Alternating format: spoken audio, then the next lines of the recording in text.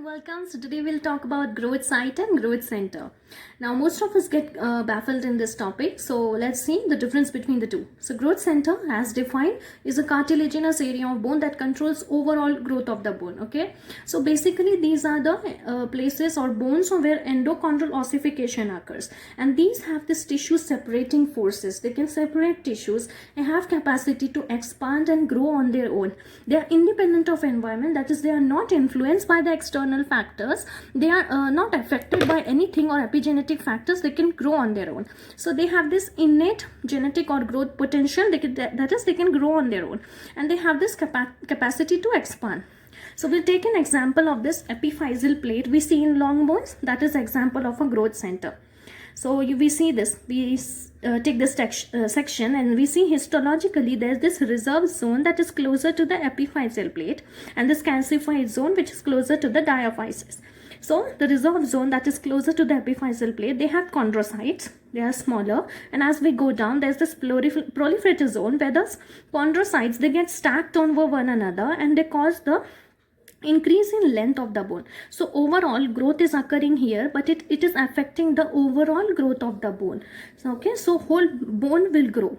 So they are thus, this growth center, they are affecting the overall growth of bone. And then there's this maturation zone where the chondrocytes, they increase in size, they mature, and then there's this calcified matrix being laid down, and mostly the cells in the calcified matrix, they are not viable.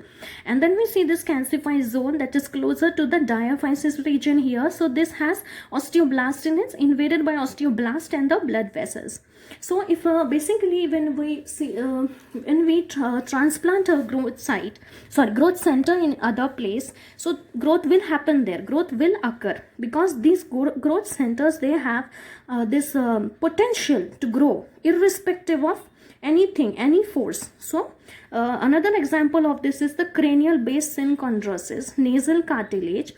See, the nasal cartilage is also a growth center, because it is, when it grows, it pushes the midfacial bones also, and also it causes downward and forward growth of maxilla. It has been found that experimentally, when this nasal cartilage, it was transferred to some other organisms, or say even it was removed for extirpated from the rabbit's face, there was this anomaly in the rabbit, that is, its face didn't develop. And also in cranial base synchondrosis, let's say we remove this spheno-occipital, or we extirpate some area of cranial base, so the growth will not occur. So growth center is something which, when transplanted in other site or other organism, so that it will bring about the growth in that individual or that organism. Okay, so it has this potential to grow if transplanted then too. Whereas even though we compare mandible with the long bone, we compare mandible like it is a diaphysis of long bone with epiphyseal plate removed. Okay, so hence condyle of mandible is not a growth center. Okay. In other words, or say much simpler words, growth site को अगर हम किसी और जगह या और organism में transplant करेंगे तो ग्रोथ नहीं होगी. वेराज अगर हम ग्रोथ सेंटर्स यानी कि एपिफाइजल प्लेट और नेजल कार्टिलेज, अगर हम उसे ट्रांसप्लांट करेंगे दूसरे ऑर्गेनिज्म में या किसी पार्ट में, तो वहाँ पर ग्रोथ होगी. So this is in contrast to the growth site. So we see the growth site now. So the growth sites now these are dependent on growth centers for their growth. Okay, so and these are the areas of bone seen with accelerated growth. Now they don't bring about the overall growth of the bone. There are some localized areas or some sites that where the accelerated or accentuated growth occurs in that area only. So they are influenced by the environment. Yes, they are easily influenced by the environment. Any external change, any external force will cause changes in them. Then growth occurs secondarily in contrast to the growth centers.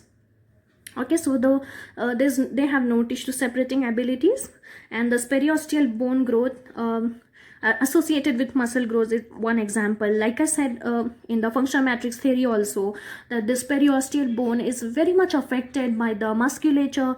If there's broader musculature individual, there will be broader facial structure or face or bone in that individual. So these are influenced by the this thing. So in growth sites, this remodeling occurs. So you see the example, mandibular condyle. Okay, uh, so the sutures, mandibular condyle, these are examples of growth site, means they are affected externally.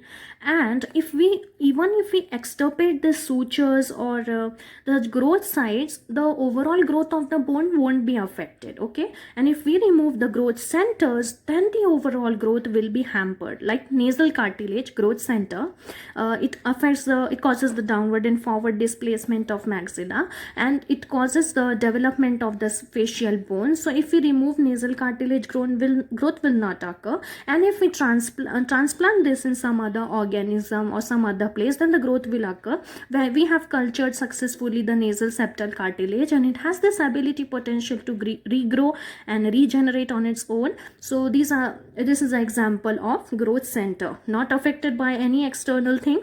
It grows on its own. Even if transplanted, will grow, and if extirpated or removed, then the growth will be hampered.